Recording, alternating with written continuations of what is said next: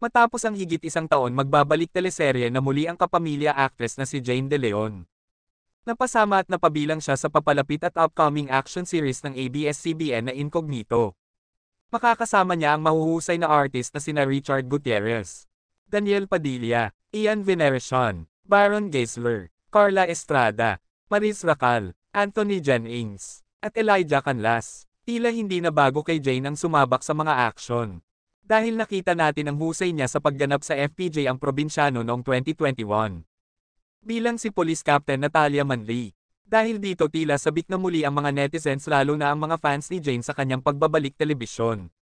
Na kung ating matatandaan ay naging matagumpay din ang kanyang paglipad bilang Darna.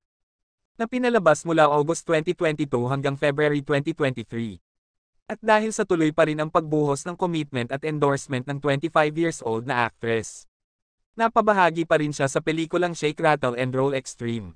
Bukod sa Incognito, abala pa rin si Jane sa nilulutong movie kasama si Enrique Hill na Strange Frequencies. Na mapapabilang sa Metro Manila Film Festival at ipapalabas sa December.